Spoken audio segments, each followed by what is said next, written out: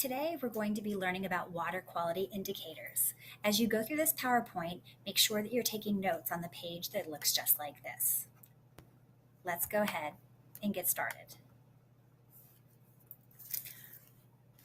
Water quality testing is an important part of environmental monitoring. When water is poor, it affects not only the aquatic life, but the surrounding ecosystem as well. I want you to think. Imagine different bodies of water if you've seen. Can you tell the quality of the water just by looking at it? Take a look at this picture. What do you think the quality of the water is? Is it healthy? Could you swim there? Are there lots of animals? Is it a thriving ecosystem? Take a look at this state park. Is the water healthy? Are there lots of animals? Could you swim in it? What's the difference between these two pictures? The answer is that we can't tell the quality of water merely by looking at it. Let's consider some of the possible sources of pollutants. Many of the most common pollutants come from one of two places, humans or animals. Human fecal matter, that's poop, in bodies of water is the greatest public health threat because humans are reservoirs for bacteria, parasites, and viruses that are dangerous to other humans, and they can cause a variety of illnesses. Runoff from agricultural land is also a serious health concern. Animal fecal waste can contain many pathogens like salmonella.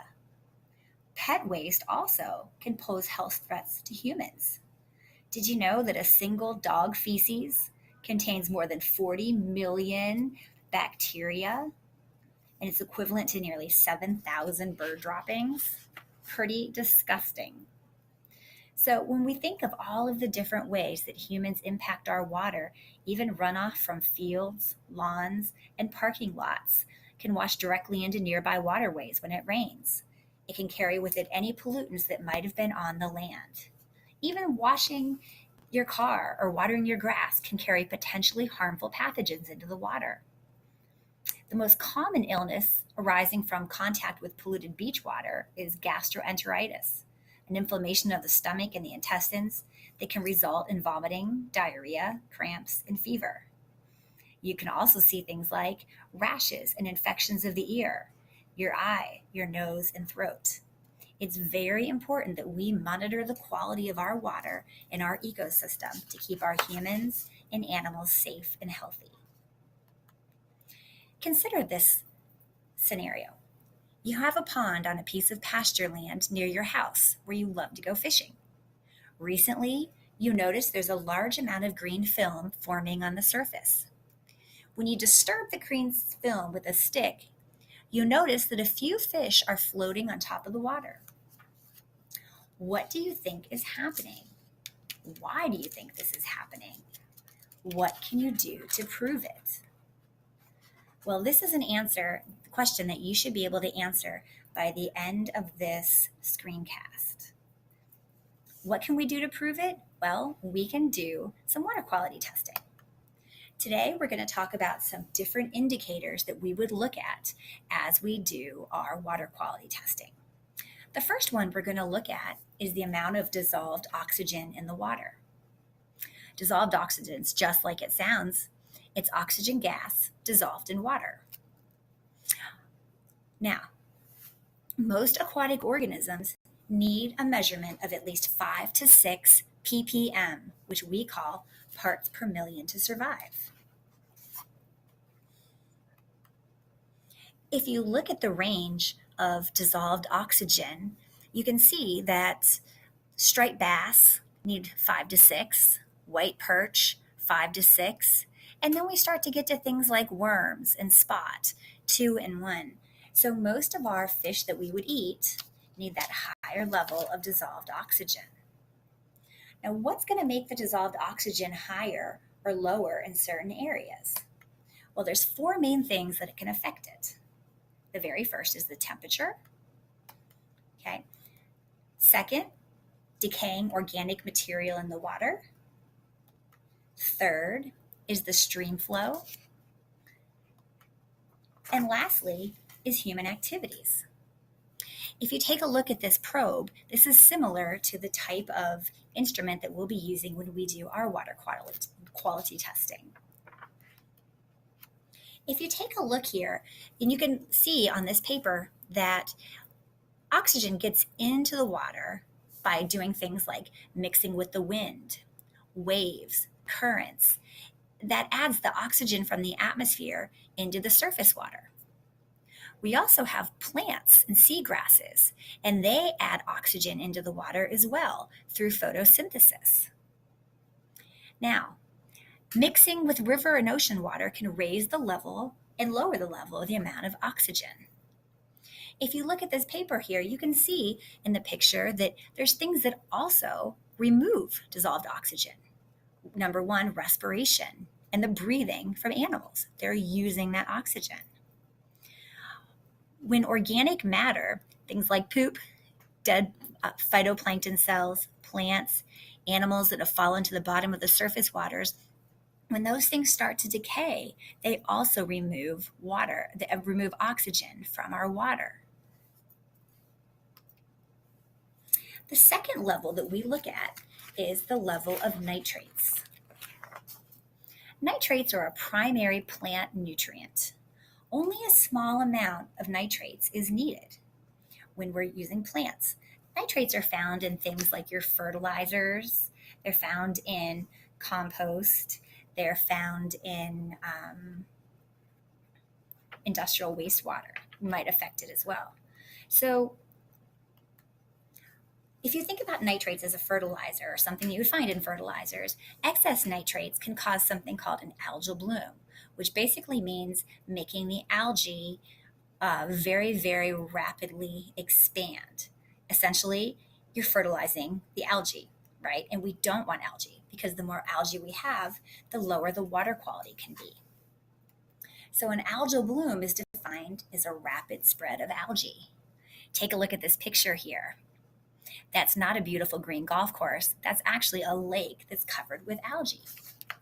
So if we're testing our water, we want to make sure that the levels of nitrates are going to be acceptable.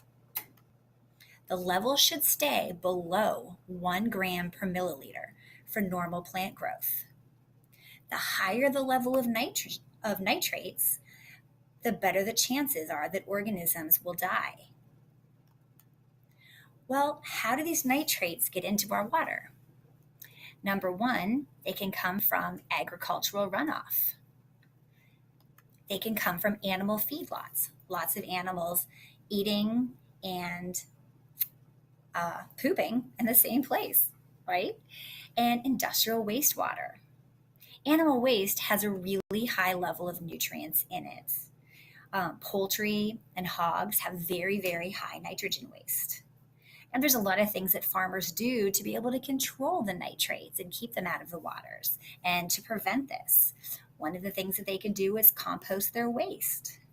Another thing is just to contain their waste. They will have an area like a sewage system for animals where the urine goes into, and bacteria breaks down that bacteria in the urine and in the fecal waste. Also, farmers are very cautious not to over-fertilize their fields. Number one, not to waste the fertilizer, but we know that more is not always better.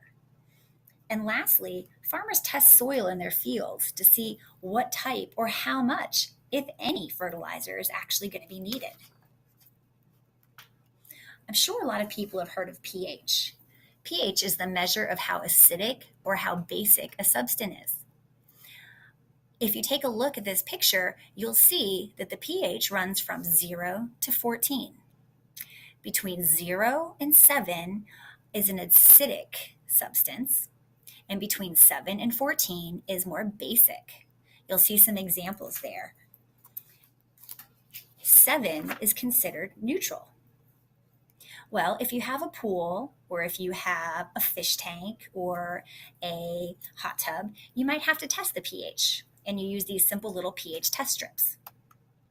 When you test water for pH, most organisms need to be within a pH range of 5.5 to 9.5. As long as they're within those levels, it's acceptable. So, what are some things that might change the pH and bring it into levels we don't want to see? Well, number one, it can be affected by acid rain. Okay. Also, algae blooms and releases from industry. Along with phosphates comes another primary plant material. It's called along with nitrates comes another primary plant material, and that's called phosphates. Again, only a very small amount of phosphates are needed in your plants. Excess phosphates, just like nitrates, can cause algal blooms, and that reduces the water quality.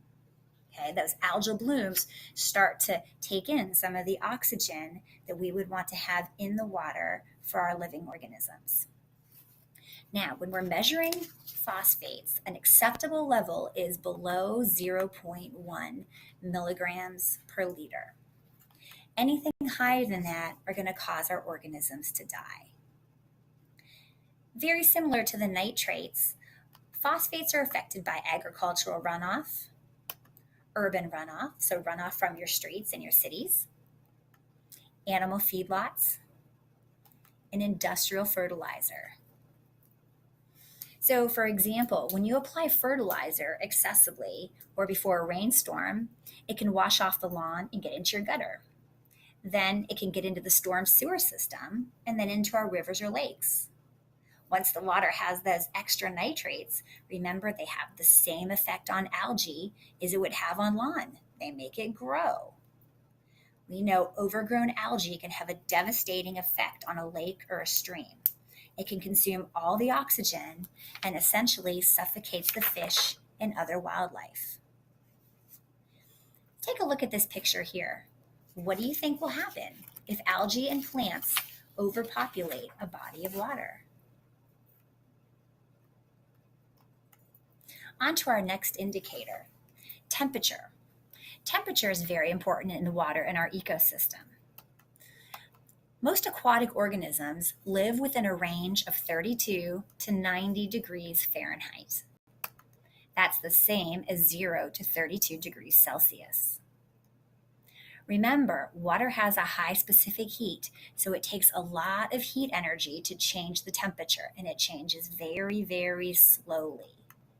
This is a really good thing because rapid temperature change and extreme temperatures can really stress out aquatic organisms. If you're someone who owns fish and has a fish tank, you would know how this works. When you get a new fish and it's in its little bag, do we immediately dump the fish into the new fish tank to meet his friends? No.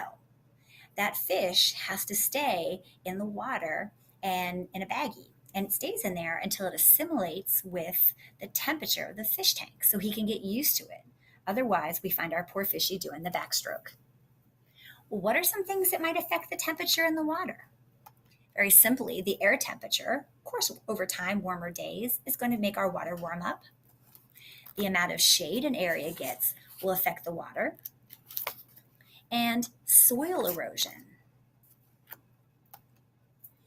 want you to take a look at this graph here. If you look at the graph, you'll notice we're measuring dissolved oxygen over different times of the year. Winter would represent a cooler temperature. Summer would represent warmer temperatures. In the wintertime, notice the dissolved oxygen is very high in our graph. In the summertime, notice that the dissolved oxygen is much lower. In your head, try to make a sentence of this. As the water warms, what happens? Well, hopefully you're thinking that as the water warms, the amount of dissolved oxygen actually decreases.